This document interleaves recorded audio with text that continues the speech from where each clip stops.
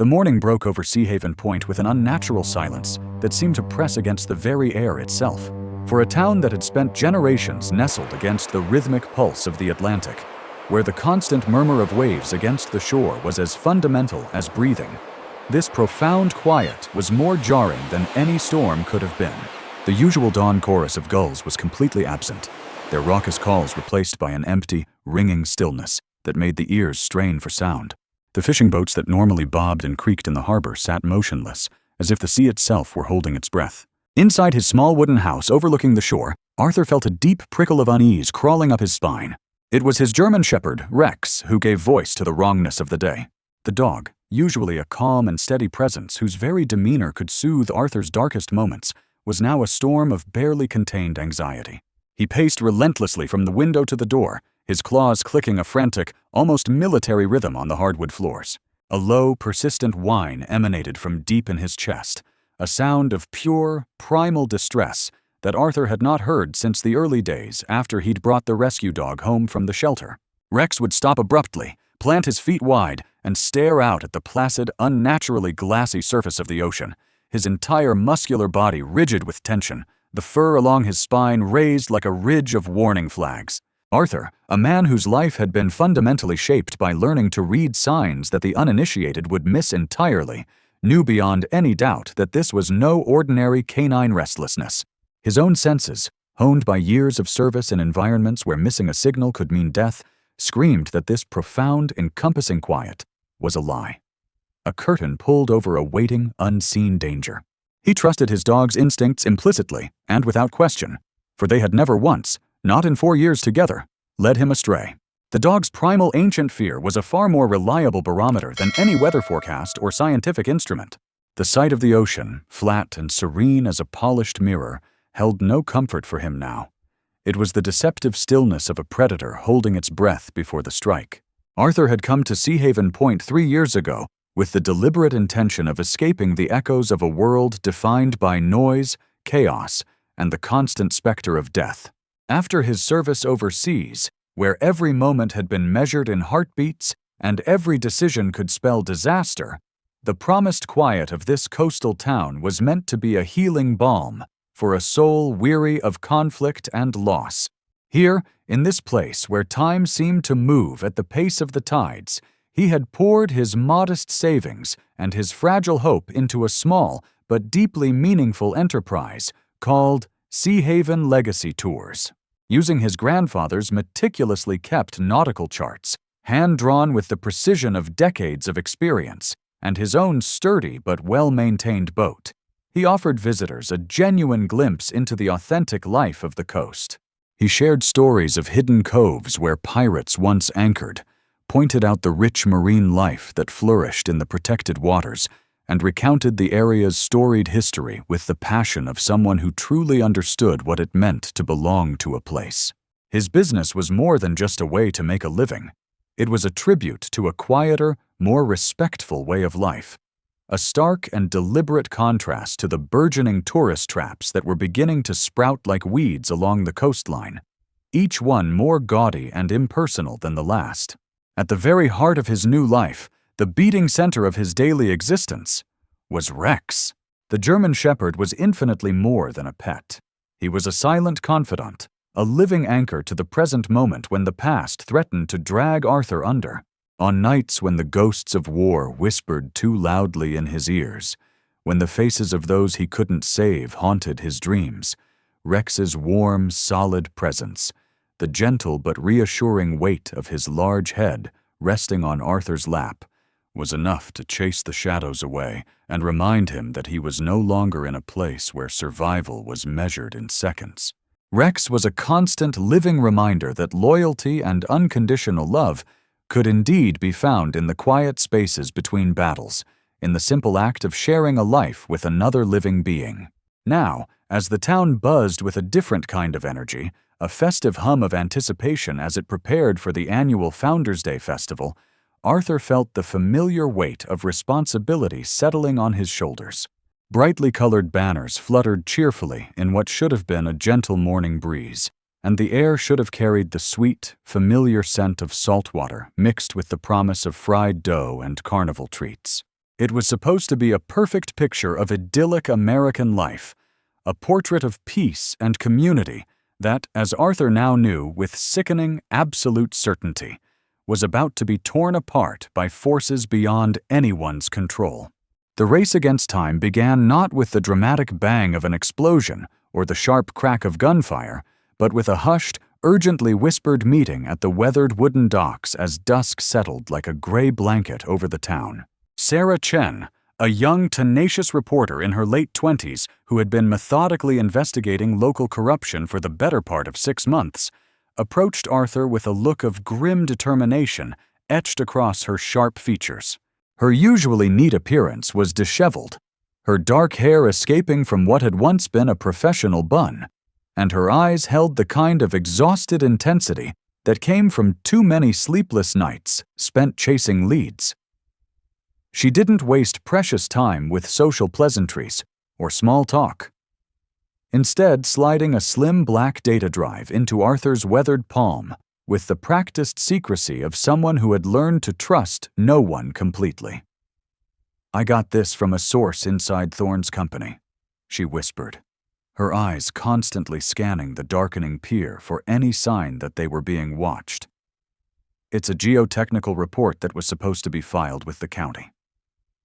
He buried it instead. The weight of the small device felt disproportionately heavy in Arthur's hand, like holding a grenade with the pin already pulled. Back in the cramped but tidy cabin of his boat, surrounded by the familiar smells of salt, wood polish, and engine oil, the two of them huddled over Arthur's aging but reliable laptop, the screen's blue glow casting stark shadows across their worried faces. The files on the drive were dense with technical jargon, charts, and measurements that meant nothing to most people, but the conclusions were chillingly, unmistakably clear to anyone who could read between the lines of scientific language. The report, written by a team of respected geologists and signed by experts with decades of experience, explicitly warned that the seabed, where Marcus Thorne's massive new Thorne Horizons resort complex had been constructed, was fundamentally, dangerously unstable. The underlying sediment was prone to liquefaction during any significant seismic event, even a minor earthquake or unusual wave action.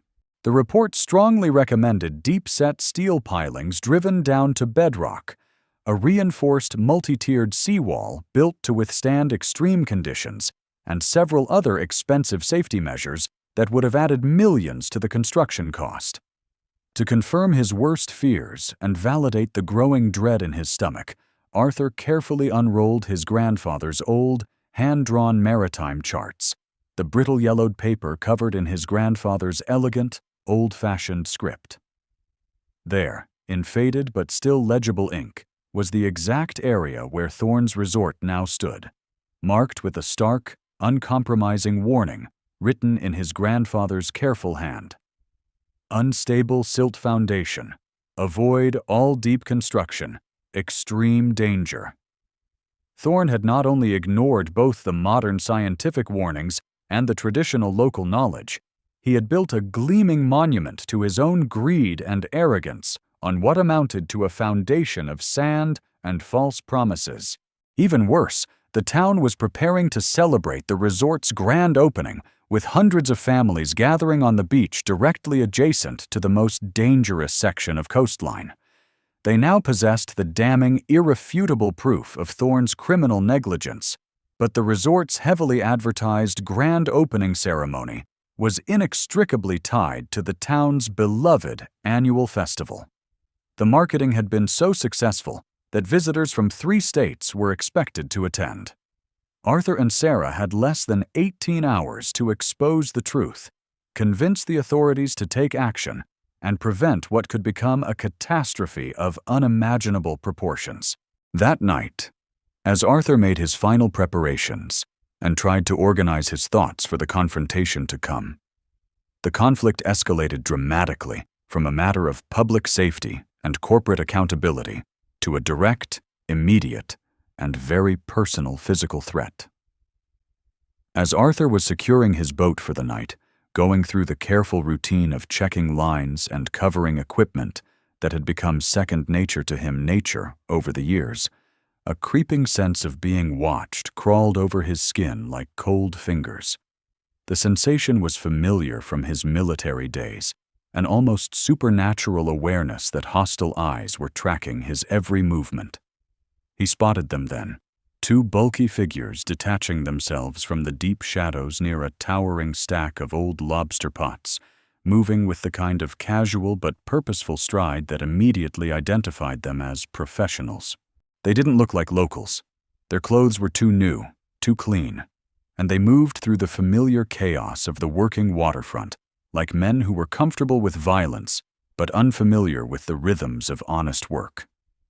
The taller one, a man with shoulders like a linebacker and hands that had clearly seen their share of fights, spoke first. "Arthur Wallace," he said, his voice a low, gravelly rumble that seemed to emerge from somewhere deep in his chest.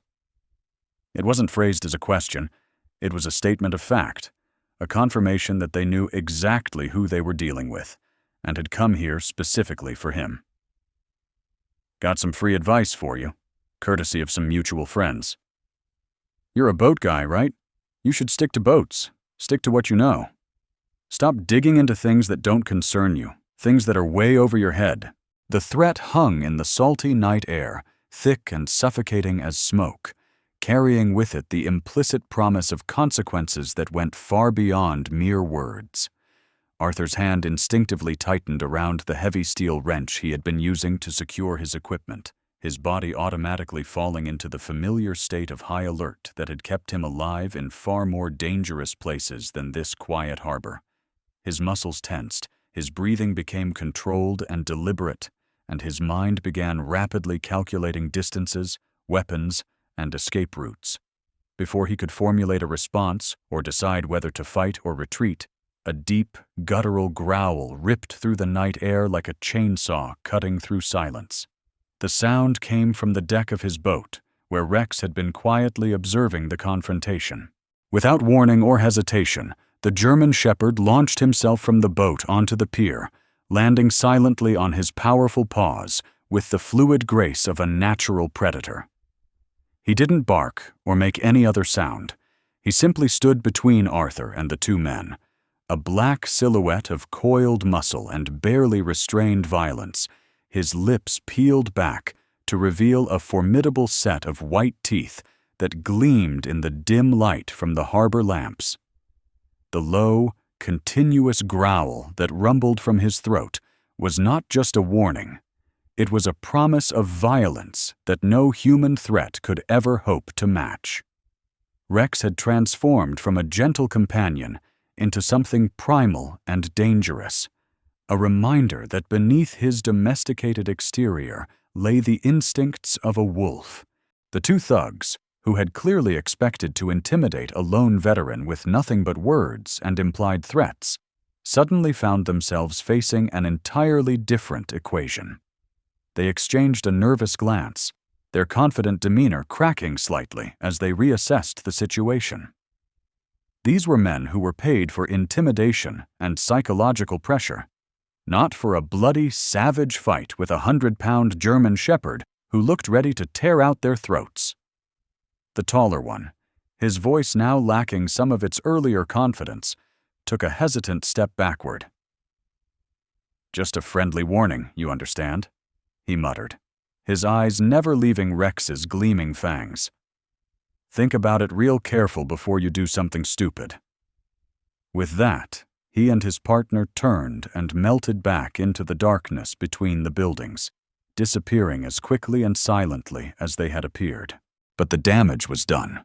Lines had been crossed, and the physical confrontation had changed everything. Marcus Thorne wasn't just a reckless businessman cutting corners to maximize profits. He was a man who would employ thugs and use the threat of violence to protect his lies and silence anyone who dared to challenge him. The flickering yellow light from the oil lamp in Arthur's boat cabin cast long, dancing shadows across the walls as he and Sarah worked through the night, surrounded by stacks of papers, photographs, and technical documents that represented months of painstaking investigation. The adrenaline from the confrontation with Thorne's hired muscle had gradually given way to a cold, focused resolve that Arthur recognized from his military days, the kind of clarity that came when the mission parameters were clearly defined and failure was not an acceptable option. This was no longer just about exposing a corrupt businessman or preventing a potential safety hazard. This had become a battle for the truth. And Arthur found himself slipping back into a mindset he thought he had left behind forever. The careful, methodical approach of a soldier planning a mission in hostile territory.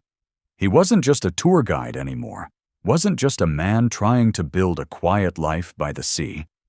He was once again a warrior preparing for combat. And the familiar weight of that responsibility settled on his shoulders, like an old, well-worn coat. "He knows we have the report," Arthur stated, his voice low and steady, carrying the kind of calm authority that came from years of making life-and-death decisions under pressure. "The smear campaign will start first thing tomorrow morning. He'll try to discredit us, destroy our reputations, and make us look like conspiracy theorists before we can even get a chance to speak at the town meeting." Sarah, her fingers flying over her laptop keyboard as she worked to organize their evidence into a compelling, irrefutable narrative, nodded grimly in agreement. She had been a journalist long enough to understand the rules of information warfare, and she knew that in the court of public opinion, the first story often became the accepted truth, regardless of what facts might emerge later. "We need more than just this technical report," she said, pausing in her typing to rub her tired eyes. "Data is important, but people don't connect with numbers and geological surveys. We need a human element, someone the community knows and trusts, someone whose word carries weight with the locals." Arthur's military experience took over completely as he began outlining a comprehensive plan of action on a fresh sheet of paper, his handwriting neat and precise, organized into clear categories and priorities. They would organize their evidence into a logical, chronological timeline that even someone without a technical background could follow. They would prepare concise, powerful statements that focused on the human cost of Thorne's deception rather than getting bogged down in scientific jargon. They wouldn't just present raw data and expect people to draw their own conclusions. They would tell a compelling story of corporate greed directly endangering the lives of friends, neighbors, and innocent families. Every potential countermove from Thorne and his allies was anticipated and planned for. Every possible weak point in their own argument identified and systematically reinforced with additional evidence.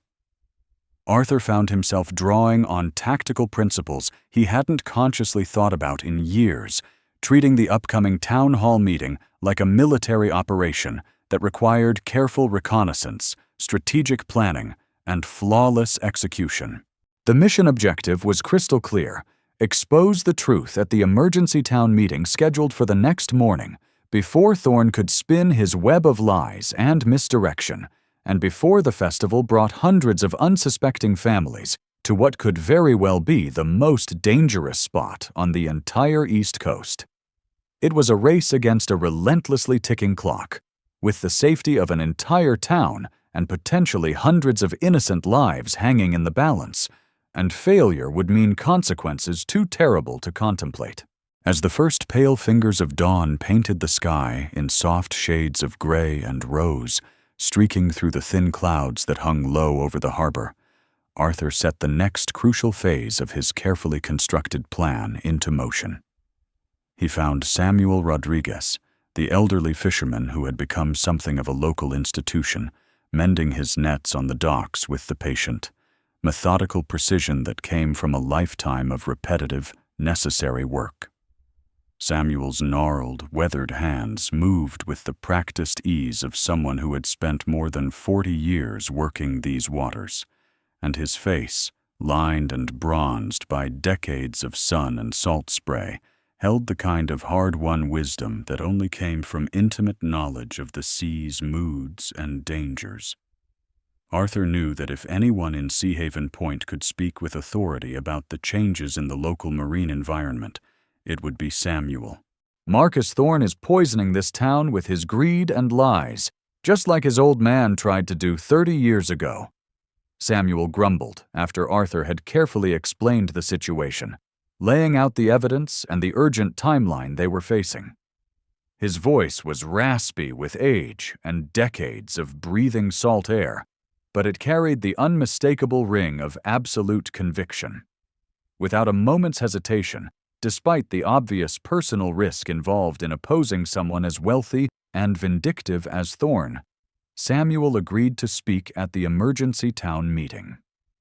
He would testify about the troubling changes he had observed in the local currents, the unusual patterns of erosion along the shoreline that had accelerated dramatically since Thorne's construction began, and the strange behavior of the fish and marine life that had been his livelihood for most of his adult life.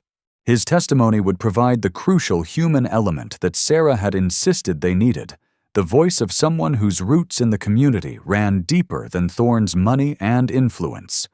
However, just as Arthur had grimly predicted, based on his understanding of Thorne's character and resources, the businessman's counterattack was swift, coordinated, and brutally effective. By the time the local coffee shops opened their doors and the first commuters began checking their phones, the town's social media pages were already buzzing with carefully crafted disinformation.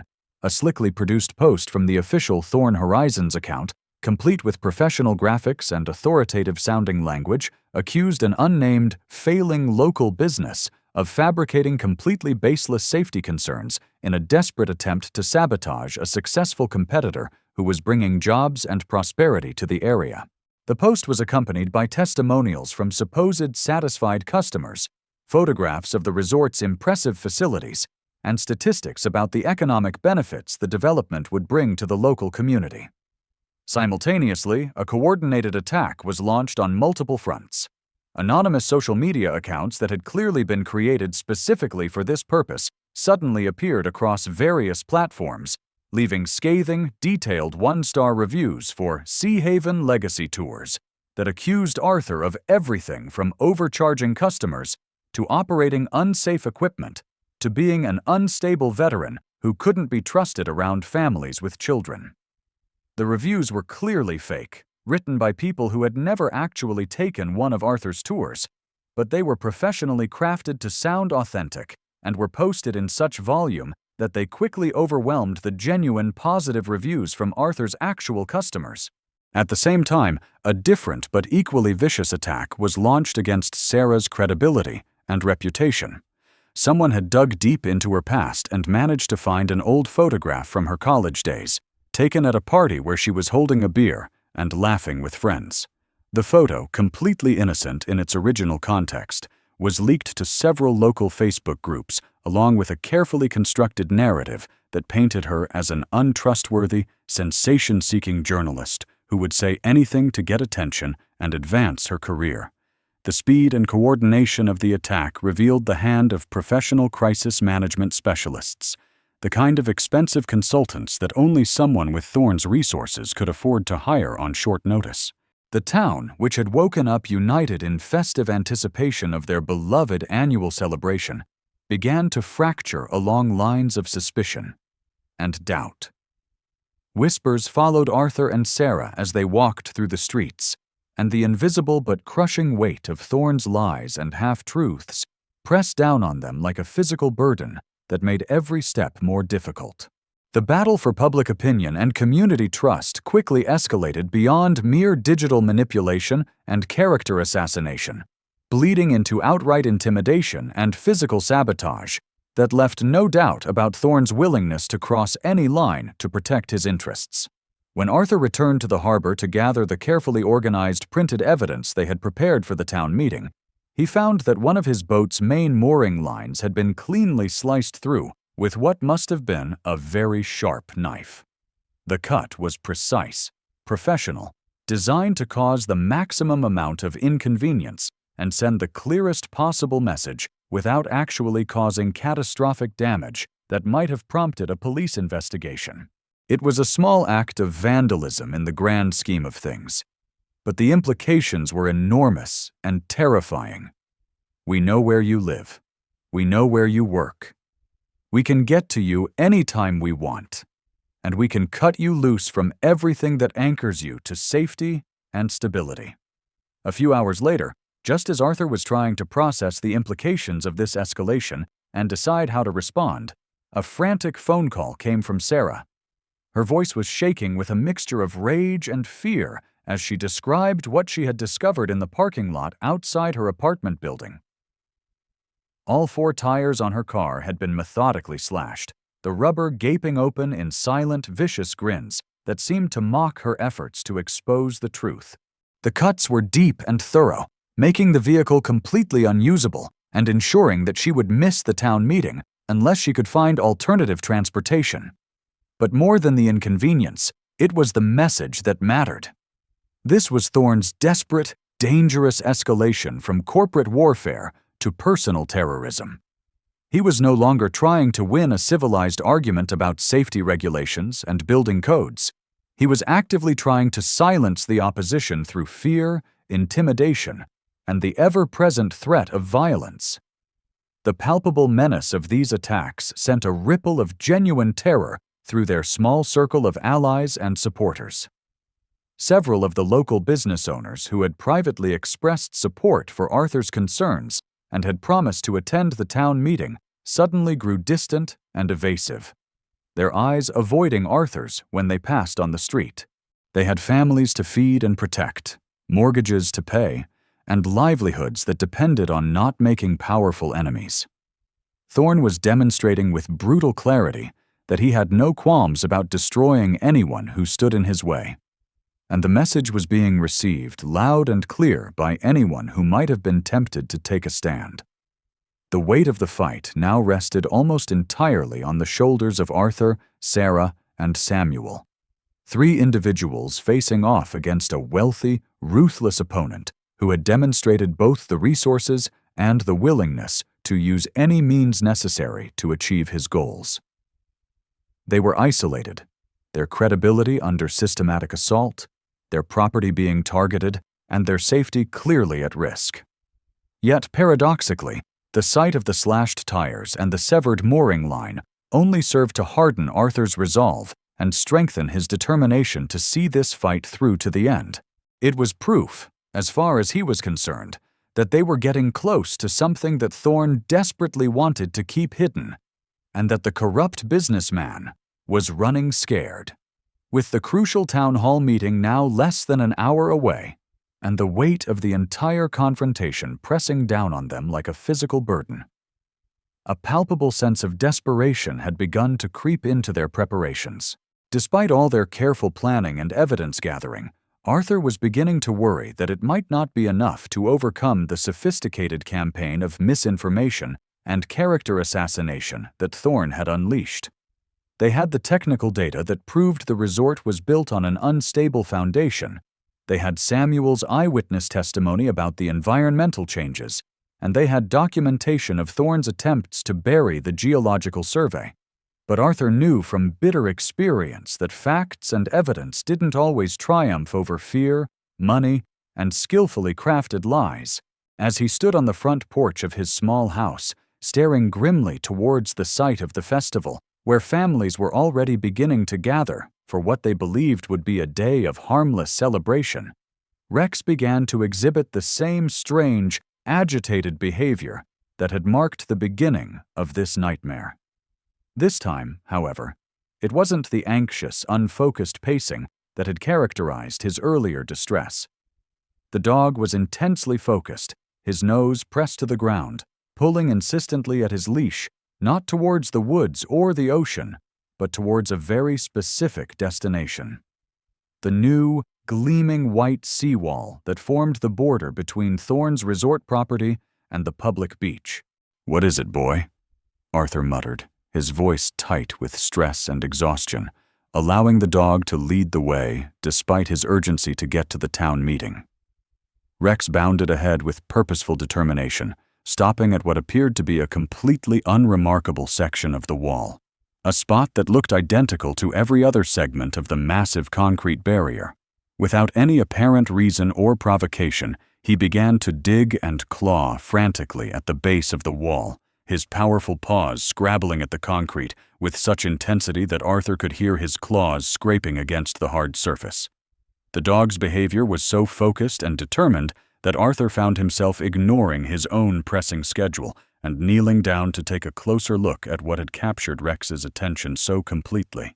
At first glance, there was nothing obviously wrong with this section of the seawall, but as Arthur examined it more carefully, running his hands over the smooth white surface, he began to notice something that his untrained eye had initially missed: a nearly invisible hairline crack that ran vertically along the foundation, so thin that it was barely perceptible, except when the light hit it at exactly the right angle.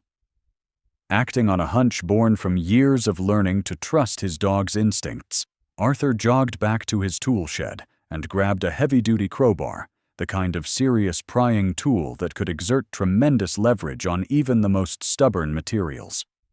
Returning to the spot where Rex continued his frantic digging, Arthur wedged the sharp tip of the crowbar into the tiny fissure and applied steady, increasing pressure.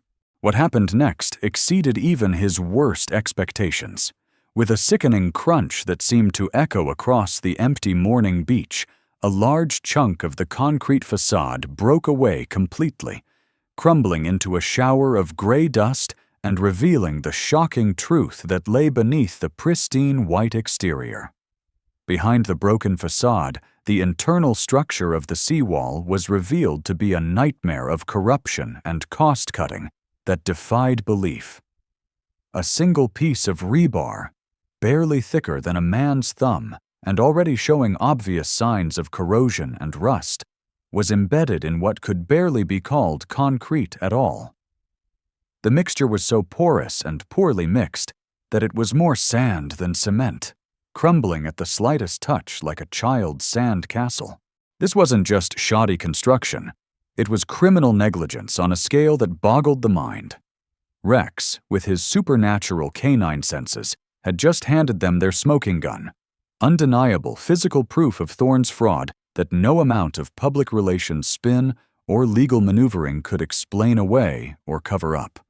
Clutching the damning piece of fraudulent concrete in a clear evidence bag, his hands trembling slightly with a mixture of adrenaline and vindication, Arthur and Sarah raced through the streets of Sea Haven Point towards the town hall, their footsteps echoing off the quiet morning sidewalks as the weight of their discovery filled them with a renewed sense of hope and determination. The physical evidence was irrefutable, undeniable proof that would cut through all of Thorne's lies and manipulation like a sword through silk.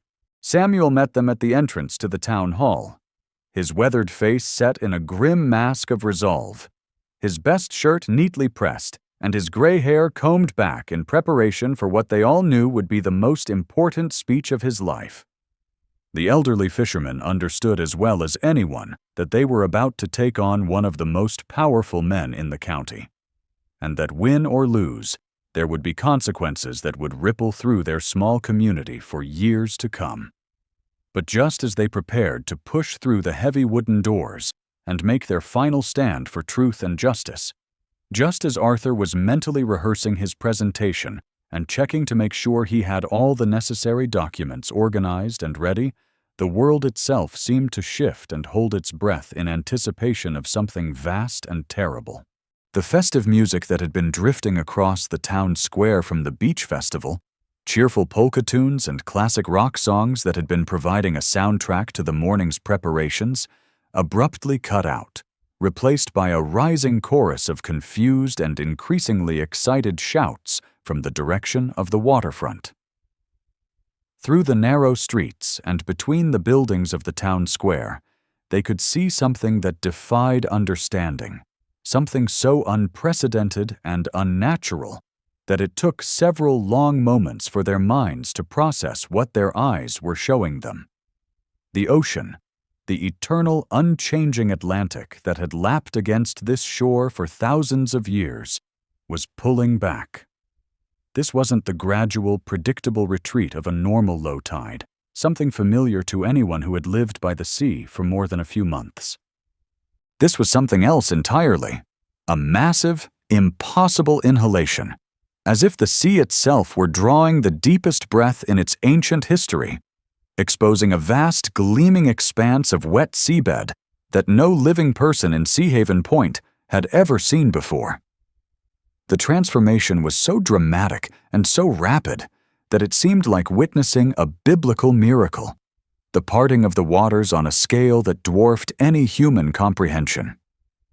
Children who had been splashing happily in the shallows just moments before were now standing hundreds of feet from the new waterline, pointing in wonder and excitement at the stranded fish flopping desperately on the exposed sand, at the hidden reefs and underwater formations that had been revealed like secrets suddenly brought to light, at the countless shells and treasures that lay scattered across the ocean floor like a pirate's hoard. The sight should have been beautiful, magical even. But Arthur felt a cold dread settling in his stomach that eclipsed every other emotion, a bone-deep terror that made his military training scream danger, signals louder than any alarm. All the other signs that he had been noticing and dismissing over the past few days suddenly snapped into focus with terrifying clarity. The unnatural silence of the gulls, Rex's inexplicable terror and agitation, the strange atmospheric pressure that had made the very air feel heavy and wrong. "It's a tsunami," he said, his voice barely above a whisper, but carrying such absolute conviction that both Sarah and Samuel immediately understood the full implications of what they were witnessing. The ocean's retreat wasn't a miracle or a curiosity. It was the harbinger of a natural disaster that would dwarf anything in the town's recorded history.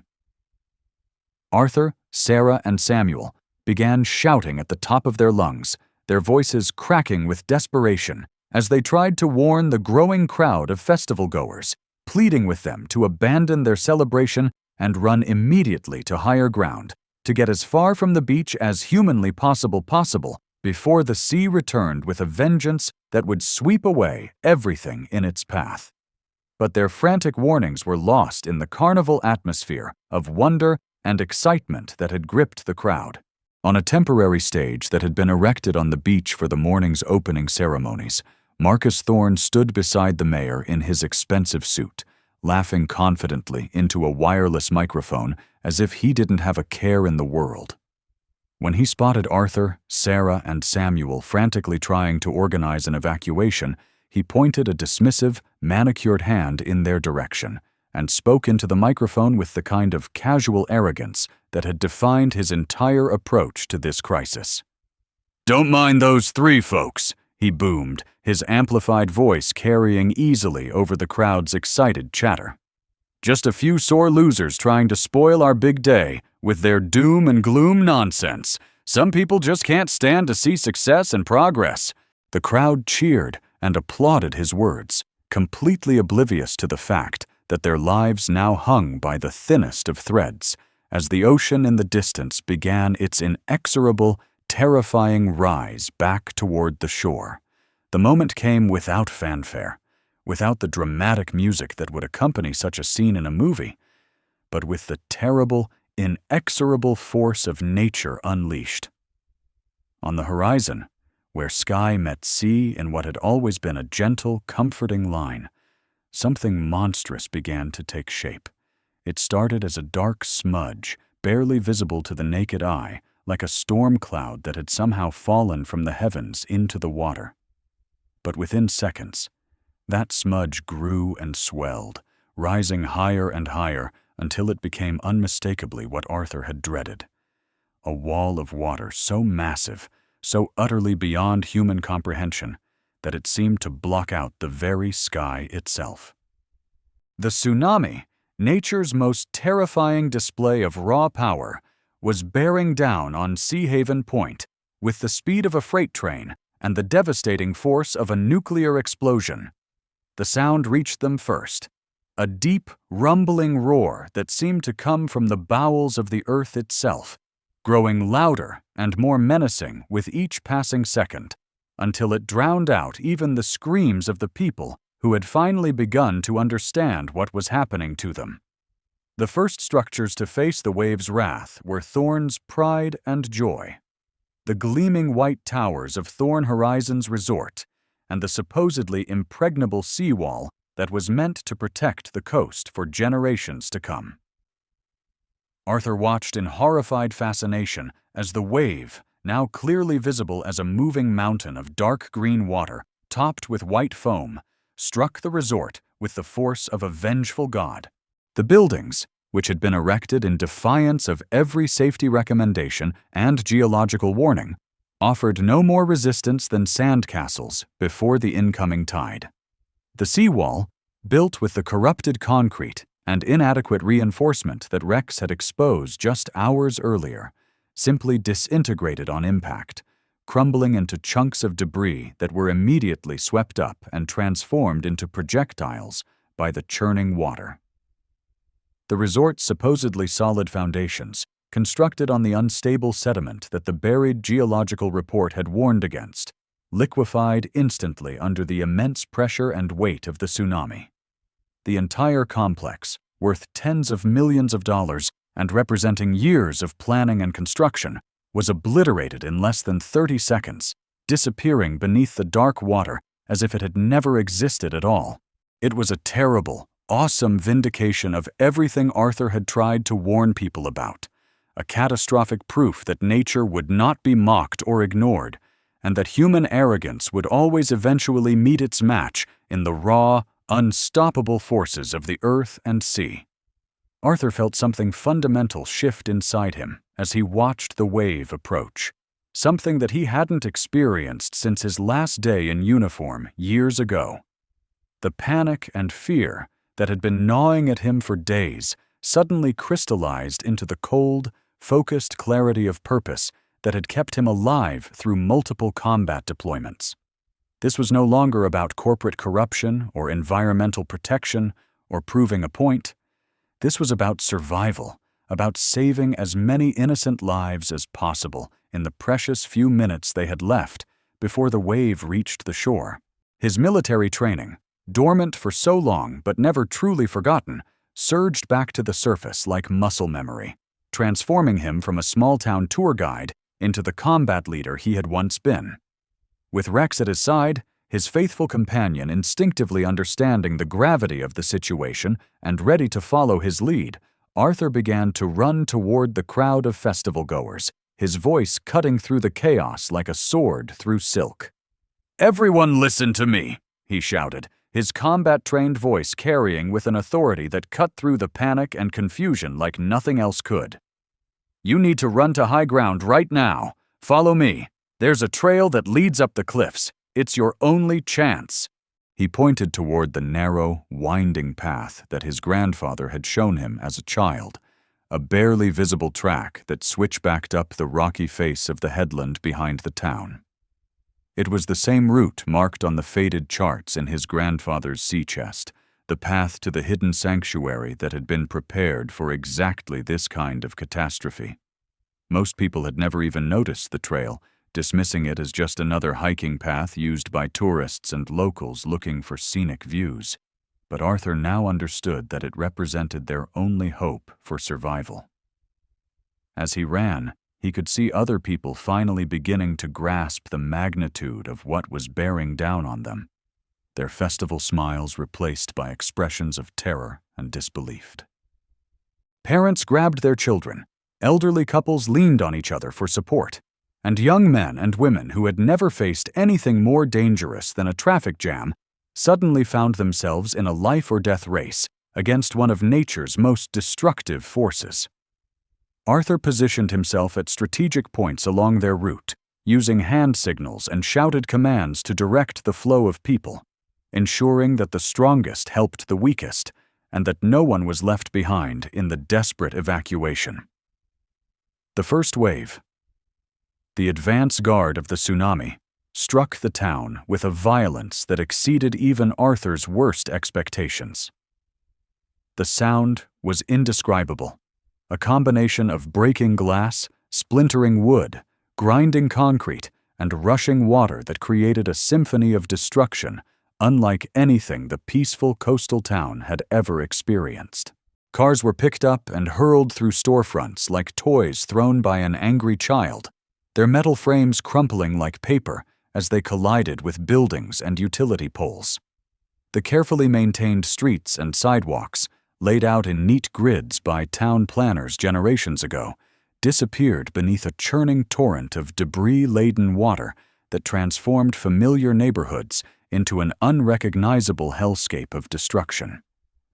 Trees that had stood for decades were uprooted in seconds, their massive root systems no match for the incredible hydraulic forces at work. The town's infrastructure, built to withstand hurricanes and nor'easters but never designed to face anything like this, collapsed with shocking rapidity. Power lines snapped and fell, sending showers of sparks into the floodwaters, while gas mains ruptured and created the additional hazard of fire spreading through areas that weren't already underwater. In the midst of this chaos, Arthur spotted the Miller family. Tourists from Pennsylvania who had come to Sea Haven Point for what was supposed to be a relaxing weekend getaway. Tom and Lisa Miller, a couple in their 30s, were trapped on the second floor of what had been a charming bed and breakfast just hours earlier, but was now a partially submerged island surrounded by rushing water filled with debris. Their son Leo, a boy of perhaps 8 years old who should have been enjoying carnival games and cotton candy, was pressed against the upstairs window, his small face white with terror as he watched the water continue to rise toward their temporary refuge. The building itself was old but solidly constructed, and for the moment it was holding against the flood.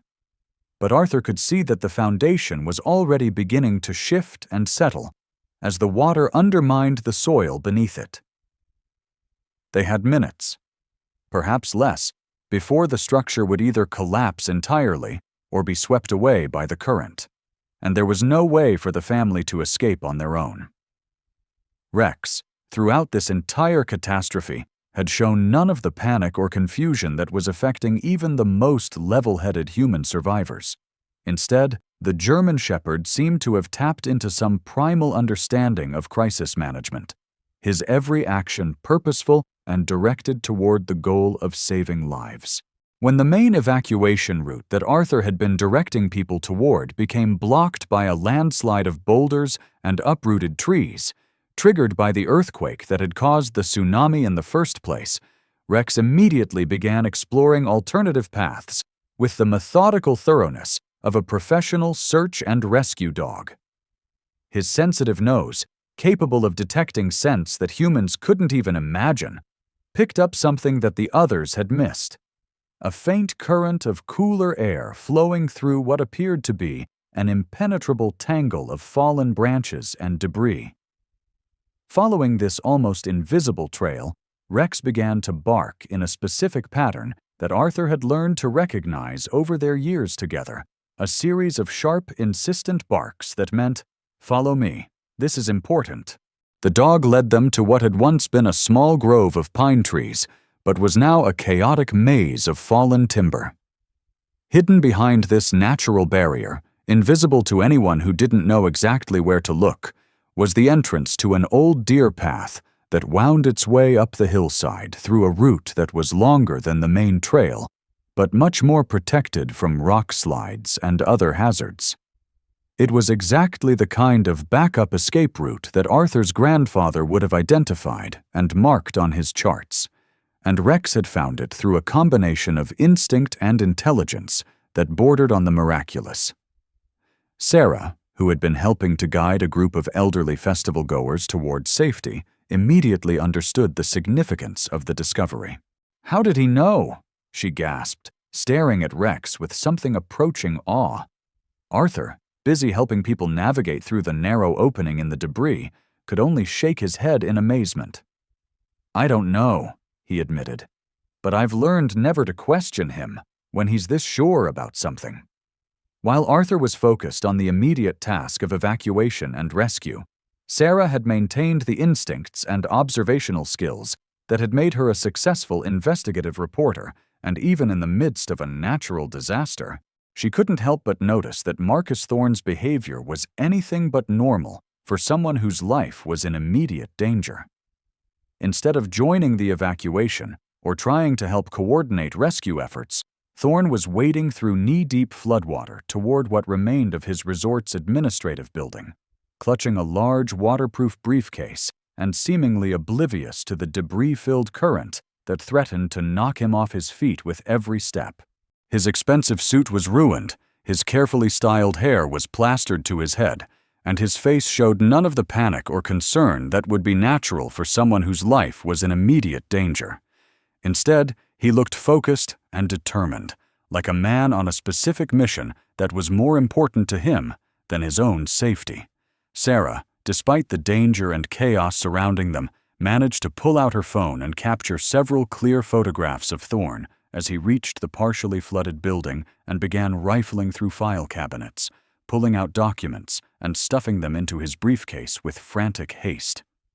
The implications were immediately clear to her. These weren't personal mementos or items of sentimental value that someone might risk their life to save in an emergency.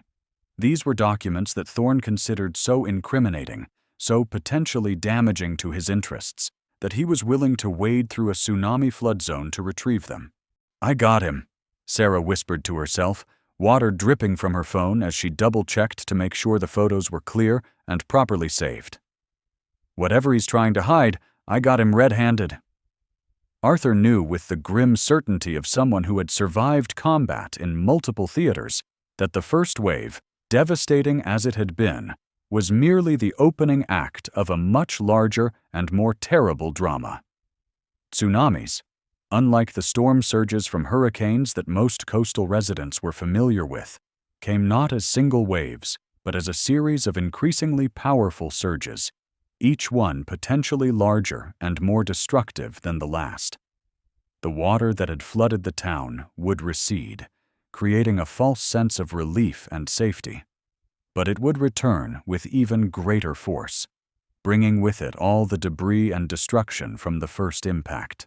He had perhaps 20 minutes, maybe 30 if they were lucky, before the second wave arrived, and that next surge would be the one that would determine who lived and who died in Sea Haven Point. The math was simple and terrifying. He couldn't save everyone. There weren't enough boats, there wasn't enough time, and there weren't enough people with the skills and knowledge necessary to organize a complete evacuation. He would have to make choices, the kind of impossible decisions that had haunted him since his military service, determining who would get help first and who would have to wait and hope they could survive on their own. Standing at the entrance to the hidden cave that his grandfather had prepared decades ago for exactly this kind of emergency, Arthur made a command decision that went against every instinct he had developed as a soldier and as a human being. He would leave the largest group of survivors, more than 60 people who had successfully made it to the cave and were now relatively safe, under Samuel's care and protection. The elderly fisherman, despite his age, had the practical knowledge and natural leadership ability necessary to keep the group organized and calm while they waited for professional rescue teams to arrive. Meanwhile, Arthur would take Rex and venture back into the disaster zone to search for other survivors, knowing that each trip exponentially increased his chances of not making it back alive. It was a calculated risk based on his assessment that his military training and Rex's extraordinary abilities gave them the best chance of finding and rescuing people who might otherwise be overlooked or left behind. As he prepared to leave the safety of the cave and venture back into hell, Arthur found himself thinking about the fundamental mathematics of heroism. Sometimes saving the most lives required accepting that you might not survive the attempt. Arthur and Rex descended back into the devastation that had once been the heart of Sea Haven Point, each step taking them deeper into a landscape so fundamentally transformed that it seemed like stepping onto an alien planet. The familiar streets and buildings that Arthur had walked past every day for 3 years had been replaced by a nightmarish maze of twisted metal, splintered wood, and debris-choked waterways that defied navigation by any normal means. Overturned cars lay scattered like discarded toys, their windows shattered and doors torn from their hinges by the incredible hydraulic forces they had endured. The beautiful Victorian homes that had lined Main Street, carefully maintained by generations of proud owners, were now reduced to piles of broken timber and crushed memories, their contents scattered across what remained of the town in a grotesque parody of a yard sale. Street signs hung at impossible angles or had disappeared entirely, making it nearly impossible to determine exactly where they were in relation to the town's original layout. The air itself seemed thick and wrong, heavy with the smell of salt water, motor oil, and something else that Arthur's military experience told him was the unmistakable scent of death beginning to settle over the ruins. Rex moved through this hellscape with the focused intensity of a professional search and rescue animal, his nose constantly working as he processed the thousands of different scents that painted an invisible map of tragedy and survival across the flooded landscape. Every few steps, he would pause and lift his head, his ears swiveling like radar dishes as he sorted through the cacophony of sounds that filled the air. The creaking of damaged buildings settling into new positions, the distant rumble of water still flowing through the streets, the occasional cry for help from survivors trapped in the wreckage, and underneath it all, the ominous silence of a community that had been forever changed. Arthur found himself relying entirely on Rex's senses and instincts, trusting the dog to lead them toward the people who needed help most urgently, while avoiding the areas where the ground was too unstable or the debris too dangerous to navigate safely. This was no longer the familiar territory of a man and his pet taking a morning walk. This was a combat zone where survival depended on teamwork, trust, and the kind of unspoken communication that could only exist between two beings who had learned to depend on each other completely. The confrontation that Arthur had been unconsciously preparing for throughout this entire ordeal finally materialized in the most unlikely of settings. A partially flooded parking lot behind what had once been the town's small marine supply store, now transformed into a shallow lagoon littered with floating debris and the detritus of destroyed lives. Marcus Thorne stood waist-deep in the murky water beside a small but expensive-looking powerboat that had somehow survived the initial wave intact, though its hull showed clear signs of impact damage and its pristine white paint job was now streaked with mud and scratches. Beside him, looking uncomfortable and increasingly nervous as the reality of their situation became clear, was a younger man in his 20s whom Arthur recognized as Jake Morrison, one of the local thugs who had been hired to deliver Thorne's threats just days earlier. Morrison was holding what appeared to be a crowbar, his knuckles white with tension as he glanced nervously between the approaching second wave that was already visible on the horizon and his wealthy employer, who seemed to have completely lost touch with the reality of their situation. Thorne himself looked like a man who had crossed some invisible line into madness, his expensive suit torn and filthy, his usually perfect hair hanging in wet strings around his face, and his eyes holding the kind of manic intensity that Arthur had learned to recognize as extremely dangerous during his military service. The waterproof briefcase that Sarah had photographed him retrieving was secured to his wrist with a heavy chain, and he clutched it against his chest as if it contained the secrets of the universe rather than the evidence of his own criminal negligence. "Arthur Wallace," Thorne called out, his voice carrying a note of bitter triumph despite their desperate circumstances. "The great war hero come to save the day. How does it feel to watch everything you tried to protect get swept away by the tide?" His tone was mocking, almost conversational, as if they were having a casual discussion rather than facing the prospect of imminent death from the largest natural disaster in the region's recorded history. Arthur, his combat instincts fully activated and his mind automatically calculating distances, weapons, and tactical options, kept his voice calm and steady as he responded. "Thorne, That boat might be our only chance to reach the Miller family before the next wave hits. I need you to help me get them to safety." He gestured toward the bed and breakfast where the trapped family was still visible in the upstairs window, their building now listing at a dangerous angle as its foundation continued to erode beneath the constant pressure of the floodwaters. For a moment, Arthur thought he saw a flicker of human decency in Thorne's eyes, a brief recognition that there were lives at stake that transcended their personal conflict. But that moment passed quickly, replaced by the cold calculation of a man who had spent his entire adult life putting his own interests above everything else.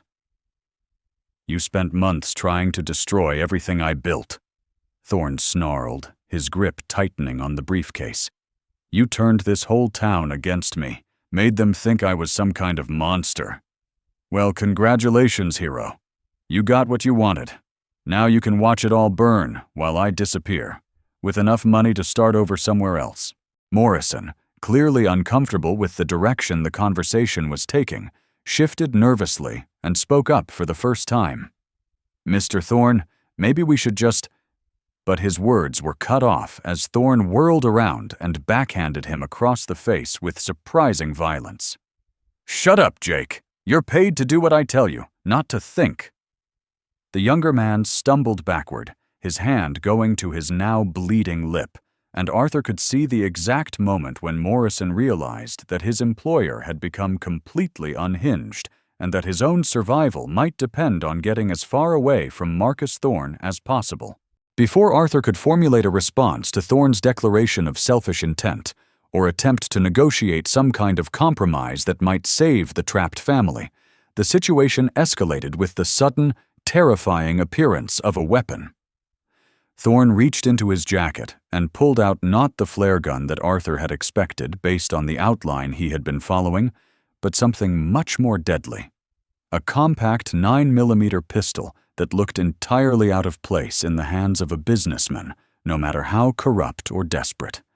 The gun was steady in Thorne's grip, and Arthur realized with a sinking heart that this was not an impulsive decision born of panic, but something that Thorne had planned for. The wealthy developer had come prepared for a final confrontation, and he intended to eliminate any witnesses to his crimes before making his escape.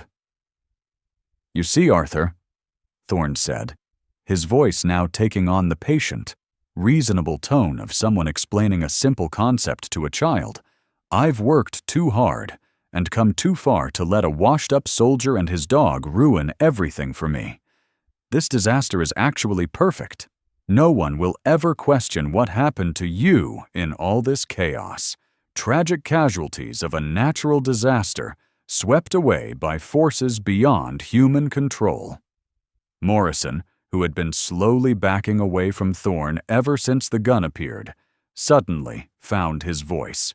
"Jesus Christ, Mr. Thorne, are you insane? We're talking about murder here." But his protest only seemed to amuse Thorne, who turned the gun slightly in Morrison's direction without taking his eyes off Arthur. "Jake, you're either with me or you're another loose end that needs to be tied up." "What's it going to be?" The younger man's face went white as he realized that he had become a liability rather than an asset, and that his own life now hung in the balance along with Arthur's. Rex, who had been unusually quiet during this exchange, suddenly moved into a position that Arthur recognized from their training sessions, his body low and coiled, ready to spring into action at the first sign of threat to his human companion. The attack, when it came, was a blur of motion that happened too quickly for the human eye to fully process, but with a deadly efficiency that would have made any military working dog handler proud. Rex, reading some invisible signal in Arthur's body language, or perhaps simply acting on his own tactical assessment of the situation, launched himself through the air with the explosive power of a natural predator who had been patiently waiting for the perfect moment to strike. The German Shepherd's 100 pounds of muscle and bone hit Thorne with the force of a linebacker, driving him backward into the deeper water and sending the pistol flying in a high arc before it disappeared beneath the surface with a splash. But Rex wasn't finished. His training and instincts had taught him that neutralizing one threat was only the beginning, and that the greatest danger often came from underestimating additional enemies. As Morrison, shocked by the sudden violence and apparently forgetting that he had been backing away from Thorn rather than supporting him, instinctively raised the crowbar in what could have been either a defensive gesture or preparation for an attack, Rex was already in motion again. The dog's second strike was even more precise than his first, his powerful jaws clamping down on Morrison's wrist with enough force to make the younger man scream and immediately drop his improvised weapon. Within the space of perhaps 10 seconds, Rex had completely transformed the tactical situation, eliminating both immediate threats and giving Arthur the opportunity he needed to take control of the boat and begin the rescue mission that had brought them back into this hellscape. The dog's actions had been violent, but not vicious, calculated but not cruel. He had done exactly what was necessary to protect his human companion, and no more, demonstrating the kind of disciplined aggression that marked the difference between a trained working animal and a simple pet. With Thorn and Morrison both neutralized, the businessman unconscious and floating face up in the shallow water while his hired muscle clutched his injured wrist and looked around desperately for an escape route, Arthur quickly secured both men using some of the rope he had brought from his own boat, though he found himself wondering whether it was worth the effort, given that they were all facing potential death in the next few minutes when the second, larger wave arrived. Morrison, at least, seemed to have finally grasped the gravity of their situation and was no longer presenting any kind of threat. He was clearly more concerned with survival than with protecting his employer's interests, and he actually helped Arthur drag the unconscious Thorn to a more secure position where he wouldn't drown if the water level rose. Arthur had no love for either of these men, particularly Thorn, whose greed and negligence had created the conditions that made this disaster so much worse than it needed to be. But he was not about to let anyone die if he could prevent it, regardless of what they had done or tried to do to him. The powerboat, despite the cosmetic damage it had sustained, started on the first try, and Arthur felt a surge of hope as he realized that they actually had a chance to reach the Miller family before their building collapsed or was swept away by the incoming wave. Rex leaped aboard with the fluid grace of an animal who had spent countless hours on boats, immediately positioning himself at the bow where his superior eyesight and hearing could help Arthur navigate through the debris-filled water. The sound of the engine, a powerful growl that cut through the ambient noise of the disaster, seemed to carry across the flooded landscape like a beacon of hope. And Arthur could see faces appearing in windows of other damaged buildings, people who had been trapped and waiting for help, realizing that rescue was finally at hand. The journey to the Miller family's building, a distance that would normally have taken less than 2 minutes to walk, became a harrowing obstacle course that tested every skill Arthur had developed during his years of operating small boats in dangerous waters. The flood had transformed the familiar streets into a chaotic maze of submerged hazards, downed power lines that could electrocute anyone who came too close, overturned cars that lurked just beneath the surface like mechanical reefs, chunks of concrete and twisted metal that could punch through the boat's hull if struck at the wrong angle, and debris ranging from pieces of lumber to entire sections of buildings that floated unpredictably in the current. Rex proved invaluable as a navigator, his acute senses allowing him to detect hazards that were invisible to Arthur and communicate their location through a series of barks, whines, and body language cues that the veteran had learned to interpret with near-perfect accuracy. When they finally reached the listing bed and breakfast where the Miller family had taken refuge, Arthur could see that the situation was even more desperate than it had appeared from a distance. The building's foundation had been completely undermined by the flowing water, and the entire structure was now tilting at approximately a 15-degree angle, with visible cracks appearing in the walls as the old brick and timber construction began to fail under stresses it had never been designed to handle. Tom Miller, the father, was leaning out of the second-floor window, his face etched with the kind of desperate hope that comes when rescue appears, just as all seems lost. His wife Lisa was visible behind him, holding their 8-year-old son Leo, who despite his youth seemed to understand that their situation was extremely serious. The window was perhaps 12 feet above the current water level, but Arthur knew that within minutes the approaching wave would raise that level by at least another 6 feet, potentially making rescue impossible and almost certainly causing the building to collapse entirely. Arthur maneuvered the boat as close to the building as possible, but the debris field and the tilting structure made it impossible to get near enough for the family to simply jump to safety. The distance was too great for the child, too dangerous for his parents, and the angle of the building meant that any attempt to jump would likely result in injury or death, even if they managed to reach the boat. Rex, studying the situation with the focused intensity of a problem solver, began to whine and pace on the boat's deck, clearly frustrated by the apparent impossibility of the rescue. Arthur's military engineering training kicked in as he assessed the available resources and began to formulate a plan. Using a length of rope from the boat's emergency kit and some of the debris floating nearby, he began to construct an improvised rope bridge, a precarious but potentially viable means of getting the family from their window to the boat.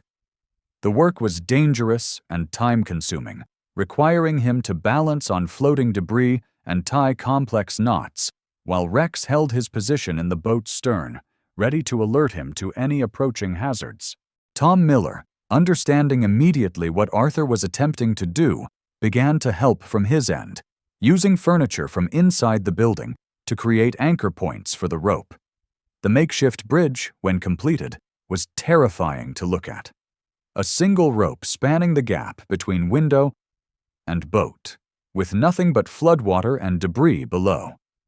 But it represented their only chance for survival. Rex, as if sensing the critical nature of the moment, positioned himself at the boat end of the rope and began a series of encouraging barks that seemed designed to give the trapped family confidence in the rescue plan. The dog's presence, his obvious intelligence, and the calm assurance he projected seemed to have a remarkable effect on young Leo, who had been crying but now appeared to draw courage from the sight of the magnificent German shepherd who had come to save them. The rescue itself was a masterpiece of coordination and timing that required every ounce of courage and skill that each participant possessed. Lisa Miller, despite her obvious terror, crossed first, her hands gripping the rope so tightly that her knuckles were white against the rough hemp, her progress measured in inches as she fought against wind, fear, and the increasingly unstable platform behind her. Arthur positioned himself in the water beside the boat, ready to catch her if she fell, while Rex maintained his vigil at the rope's terminus, his steady presence providing a psychological anchor for the terrified woman. When she finally reached the boat, collapsing into Arthur's arms with relief and exhaustion, there was no time for celebration. The sound of approaching water was growing louder, and they could all see the dark line on the horizon that marked the incoming second wave. Leo crossed next, his father's hands guiding him onto the rope, while his mother called encouragement from the boat, her voice steady despite her tears. The boy's crossing was perhaps the most heart-stopping moment of the entire rescue, his small body seeming impossibly fragile as he inched across the gap with the careful concentration of a child who understood that a single mistake could be fatal. Rex, sensing the boy's fear, began to make soft, encouraging sounds that seemed to give Leo the confidence to continue moving forward even when his strength began to fail. When the child finally reached the boat, Rex immediately moved to his side, providing both physical warmth and emotional comfort that helped steady the boy's shaking hands and racing heart. Tom Miller's crossing should have been the easiest, but just as he began to move out onto the rope, the building beneath him gave an ominous groan and shifted several more degrees, the sudden motion nearly throwing him from his precarious position and making the rope bridge swing wildly back and forth.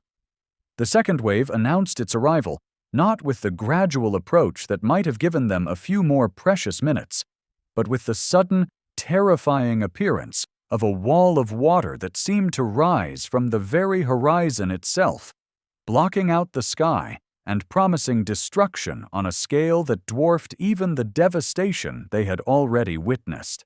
Arthur, still helping Tom Miller navigate the final few feet of the rope bridge, felt his heart sink as he realized that they were out of time. The wave would reach them before the rescue could be completed, and their small boat would almost certainly be overwhelmed by the sheer volume of water that was about to crash down on them. The sound was indescribable, a roaring that seemed to come from every direction at once, drowning out their voices and making communication almost impossible. Rex, his survival instincts now fully engaged, began barking frantically, not in panic, but in what Arthur recognized as an attempt to coordinate their movements and keep the family together during the chaos that was about to engulf them. Tom Miller, with a burst of desperate strength, covered the remaining distance to the boat in a series of hand-over-hand movements that brought him to safety, just as the building behind him gave a final, shuddering groan and began to collapse entirely. Arthur gunned the boat's engine, trying to get them to deeper water where they might have a chance of riding out the wave rather than being crushed against the debris and wreckage that littered the shallower areas. But he knew that their survival would depend as much on luck as on skill, and that the next few minutes would determine whether their rescue mission had been a success or a tragic waste of life. The boat was lifted by the advancing wave, carried up and up until they found themselves riding the crest of what felt like a liquid mountain, the town spread out below them like a map of destruction, while Rex maintained his position at the bow, his powerful body braced against the motion, and his eyes fixed on some distant point that only he could see. In that moment of supreme crisis, when physics and nature combined to create forces that no human engineering could withstand, Rex transformed from a rescue dog into something approaching a maritime legend. As the boat crested the wave and began what should have been a catastrophic descent into the chaos below, young Leo Miller, despite his parents' desperate attempts to hold on to him, was thrown from the boat by a combination of the vessel's wild motion and his own small size.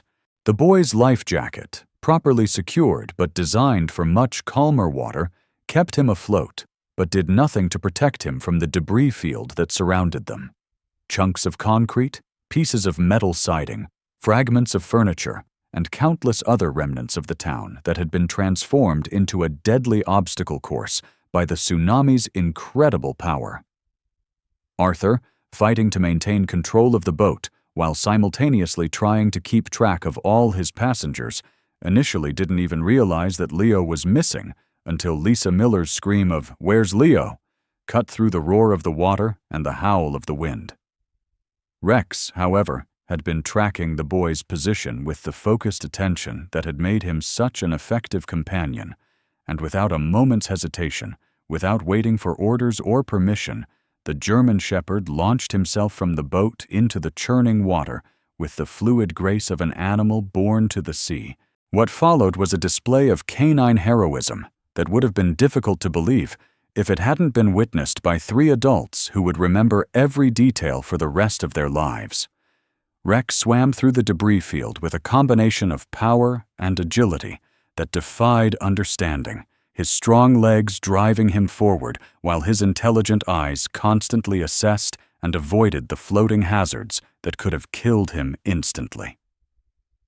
When he reached Leo, who was struggling to keep his head above water and clearly on the verge of panic, Rex didn't simply grab the boy and drag him back to the boat.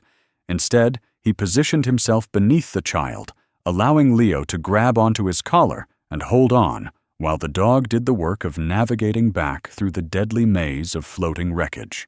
The return journey was even more dangerous than the approach, as the wave's recession created powerful currents that threatened to separate dog and boy and carry them away from any hope of rescue. But Rex, with the determination that had made his breed legendary among working dogs, fought against every obstacle and hazard until he was close enough to the boat for Arthur to reach down and pull both dog and child to safety. Arthur's expertise as a boat handler developed through years of navigating the sometimes treacherous waters off the New England coast, had never been tested under conditions even remotely approaching what he now faced as he attempted to guide their overloaded vessel through the aftermath of the second tsunami wave. The water, which had briefly carried them to what felt like an impossible height, was now receding with equal violence, creating a landscape of exposed wreckage and stranded debris that changed by the minute as the various currents and eddies redistributed the remnants of Sea Haven Point according to the mysterious laws of fluid dynamics. Arthur knew that their survival depended on reaching higher ground before the water level dropped so far that their boat would be stranded among the wreckage, leaving them vulnerable to the third wave that his knowledge of tsunami patterns told him was almost certainly on its way. Using every trick he had learned during his years on the water, he began to work his way systematically through the flooded area, following the deeper channels where possible and portaging over the shallower sections when necessary, all while keeping his eyes open for other survivors who might need rescue. Rex, now serving as both lookout and early warning system, had positioned himself at the highest point on the boat, where his superior senses could detect both hazards and opportunities that were invisible to human perception. It was Rex who first spotted the elderly woman clinging to the roof of what had been the town library, and Rex whose urgent barking drew Arthur's attention to the group of teenagers who had taken refuge on the upper floor of the old brick firehouse. Each rescue presented its own unique challenges and required improvised solutions that tested both Arthur's ingenuity and the boat's capacity. But with Rex serving as an additional crew member whose intelligence and intuition seemed almost supernatural, they gradually accumulated a boat full of survivors who represented a cross-section of Sea Haven Point's population. There was Mrs. Henderson, the librarian who had worked in the same building for 37 years and could hardly believe that her beloved books were now floating somewhere in the Atlantic. There were the Kowalski twins, high school seniors who had been working summer jobs at the festival when the wave hit. And there was Father Martinez from St. Mary's, whose small church had been completely destroyed, but who seemed more concerned with comforting the other survivors than mourning his own losses. The moment when Arthur finally decided that they had rescued everyone within reach and that it was time to head for the safety of high ground was marked by one of those brief pauses in the chaos that seemed to crystallize the magnitude of what had happened to their community. As their overcrowded boat made its way slowly through the debris field toward the rocky outcropping where Whispering Cave offered shelter from both the elements and any additional waves, Arthur found himself looking back at what had been Sea Haven Point just a few hours earlier. The town that had been his home for 3 years, the place where he had finally found peace after the traumas of war, was gone as completely as if it had never existed. The familiar landmarks that had oriented his daily life, the harbor where he kept his boat, the main street where he did his shopping, the park where he and Rex took their evening walks, had been erased by forces so powerful that they made human concerns and conflicts seem almost insignificantly small. It was Rex who brought his attention back to the present moment, the dog's urgent barking indicating that they were approaching the area where they had left Marcus Thorne and Jake Morrison secured to a piece of debris. Arthur's first instinct was to simply sail past them. After everything they had done and tried to do, he felt little obligation to risk his passengers' safety for the sake of men who had threatened his life and endangered the entire community through their greed and criminal negligence. But as they drew closer, he could see that Morrison had somehow freed himself from the ropes and was desperately trying to keep the unconscious Thorne's head above water. And Arthur found that he couldn't simply leave them to die, regardless of what they had done. The decision to rescue them was not based on forgiveness or any sense that they deserved to be saved. It was based on Arthur's fundamental belief that in moments of ultimate crisis, the measure of a person's humanity was determined by their actions toward even their enemies. Rex, perhaps sensing his human companion's internal struggle, moved to Arthur's side and placed his head against the veteran's shoulder, a gesture of support and understanding that seemed to say that whatever decision Arthur made, they would face the consequences together. The approach to Whispering Cave, the hidden sanctuary that Arthur's grandfather had prepared decades earlier for exactly this kind of emergency, provided a moment of profound relief after hours of constant danger and life-or-death decision-making. As their heavily loaded boat rounded the rocky point that concealed the cave entrance from casual observation, Arthur could see that Samuel had done an excellent job of organizing the refugees who had arrived earlier, establishing a basic camp with sleeping areas, a cooking fire, and even a rudimentary medical station where the most seriously injured survivors could receive basic care. The old fisherman met them at the water's edge, his weathered face showing obvious relief at seeing Arthur and Rex return safely with additional survivors. "We've been listening to the radio," Samuel reported as he helped unload passengers from the boat. "The Coast Guard is already mobilizing rescue ships, and FEMA is setting up emergency shelters inland. They're saying this is the worst natural disaster to hit the region in recorded history." Arthur nodded grimly, not surprised by the assessment, but still feeling the full weight of what they had all lost.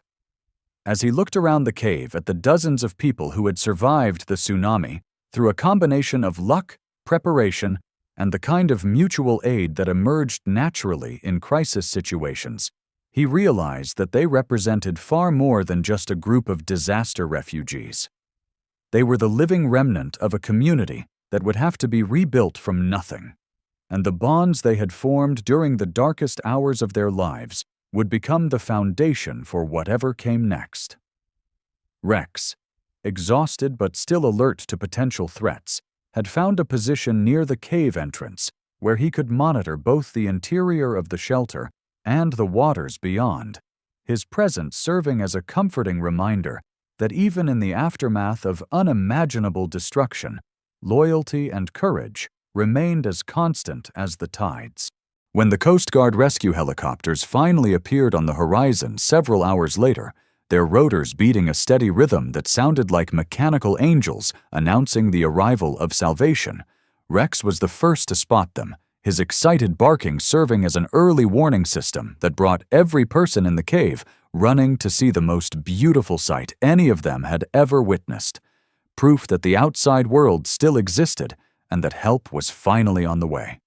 3 weeks after the tsunami had rewritten the geography and the very soul of Sea Haven Point, Arthur stood on the temporary wooden platform that had been erected where the town hall once stood, looking out over a landscape that bore almost no resemblance to the peaceful coastal community he had called home. The federal disaster response had been swift and comprehensive, bringing in everything from heavy machinery to clear the debris to temporary housing units that now dotted the higher ground like a geometric forest of emergency shelter. FEMA trailers and Red Cross tents had transformed the hills above the former town into a bustling refugee camp, where survivors worked alongside volunteers from across the country to begin the monumental task of rebuilding not just their homes and businesses, but their sense of community and belonging. Marcus Thorne, as Arthur had expected, was facing a cascade of criminal charges that would likely ensure he spent the rest of his life in federal prison. The waterproof briefcase that he had risked everything to retrieve had contained exactly what Sarah's photographs had suggested: detailed records of bribes paid to building inspectors, falsified safety reports, and correspondence that demonstrated his full awareness of the geological instability he had chosen to ignore in pursuit of maximum profits. Jake Morrison, his former accomplice, had agreed to testify against his employer in exchange for a reduced sentence, providing prosecutors with even more evidence of the systematic corruption that had made the tsunami's impact far more devastating than it needed to be. The civil lawsuits filed by the survivors and the families of those who had died were expected to result in settlements that would exceed Thorne's entire net worth, ensuring that whatever remained of his business empire would be liquidated to provide compensation for the victims of his greed. Arthur found a grim satisfaction in knowing that justice was being served, But he also understood that no amount of legal consequences could undo the damage that had been done or bring back the lives that had been lost. What mattered more to him was the future that was slowly taking shape around them. A future that would be built on the foundation of hard-won wisdom and the kind of community bonds that only emerged from shared survival of unimaginable tragedy. The most remarkable thing about the rebuilding process, Arthur reflected as he watched teams of volunteers and construction workers laboring in the autumn sunshine, was how it had transformed not just the physical landscape, but the people themselves. He was no longer the quiet, somewhat isolated tour boat operator who had preferred the company of his dog to most human beings. He had become, almost without conscious intention, a community leader whose opinion was sought on everything from the location of new buildings to the design of the memorial that would honor those who had not survived the disaster. People approached him constantly for advice, guidance, and simply the reassurance that came from talking to someone who had proven himself under the most extreme circumstances imaginable. The weight of this new responsibility should have been overwhelming, but Arthur found that it felt natural, even inevitable, as if his entire life had been preparation for this moment when his community needed him most.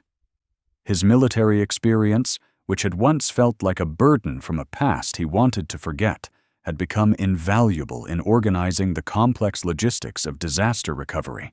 His knowledge of the local waters and weather patterns, inherited from his grandfather and refined through years of running tours, made him an essential consultant in planning the new shoreline defenses that would protect the rebuilt town from future tsunamis.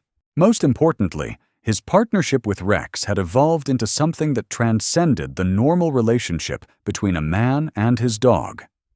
They had become a symbol of hope and resilience that reminded everyone that loyalty, courage, and determination could triumph over even the most destructive forces that nature could unleash.